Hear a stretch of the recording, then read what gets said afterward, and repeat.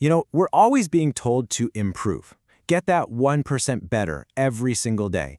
Optimize our workflows.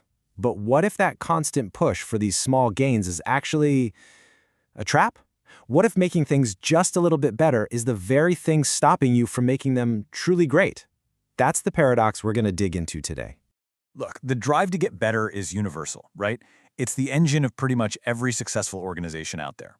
But there's a really weird danger lurking here, that the constant, grinding work of all those small improvements might be the very thing that prevents the kind of breakthrough that changes the whole game. So this forces us to ask a really fundamental question. That mantra we hear everywhere, continuous improvement, is it always the right move? Well, as we're about to see, the answer is definitely not as simple as you might think. Okay, so to really get to the bottom of this, we're going to explore two super powerful philosophies of change from Japanese management thinking. It really comes down to a choice between, well, a steady evolution versus a sudden revolution. So first up is Kaizen, and this is a concept a lot of us have probably heard of. Think of it as polishing what you already have. It's about tweaking a process on an assembly line to save a second here or there, or refining a little bit of code to make it run just a tiny bit faster. It's that slow, steady, evolutionary path to getting better.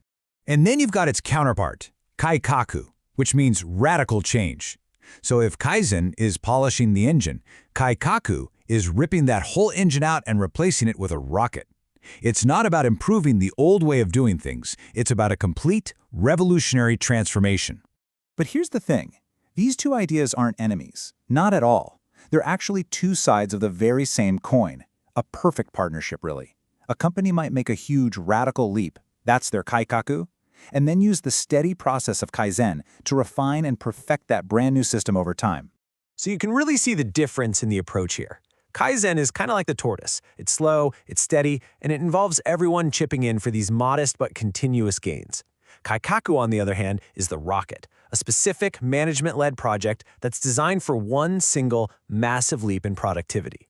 So, okay, that's the theory. But how does this powerful combo of leap then refine actually play out in the real world?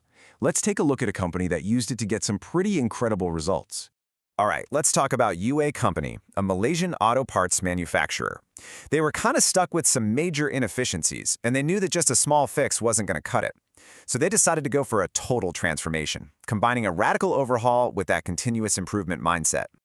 And the results? They were absolutely staggering. They cut their lead time in half, 50%. They freed up nearly half of their floor space, and they got the same output with 30% fewer people. This wasn't just a small improvement, it was a total game changer for their business. And here is the absolutely crucial takeaway. The sequence mattered. They made that big, radical leap first. Then, they used the power of steady improvement, Kaizen, to fine-tune and really lock in those massive gains. That 1-2 punch, that was their secret to success. So the lesson is just to keep improving, right? Well, not so fast. This is where the story takes a really fascinating turn. Because sometimes the most sensible, logical improvements can actually be a hidden trap. I mean, we all know improvement is a good thing, but let's really think about this for a second. What if the small wins, the easy, safe bets, are the very things that stop you from achieving that ultimate victory? And this is the absolute heart of the Kaizen paradox. It happens when you make lots of small improvements. You get a little better, and then a little better again, and suddenly you're good enough. So when the time comes to make that huge leap, the big investment just doesn't seem worth it anymore. The return on investment is too long for management to sign off on. You've literally improved yourself into a corner. This quote from Oren Horry just captures the idea perfectly. Think about it. You can make the world's best candle. I mean, it could be smokeless, last for days, smell incredible. But you will never, ever incrementally improve a candle into a light bulb. That requires a totally different kind of thinking. Okay, so this graph shows 3 companies, and they're all starting from the exact same place with manual processes. Let's follow Company A. They don't mess around. They make one big, bold leap. That's the Kakako leap, straight to full automation. And you can see the result, a massive jump in productivity. Now, let's follow companies B and C. They play it a little safer. They take the Kaizen path, making smaller investments in things like mechanization, new software, and they see a decent bump in productivity.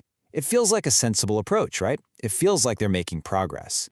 But Here is where the traps spring shut.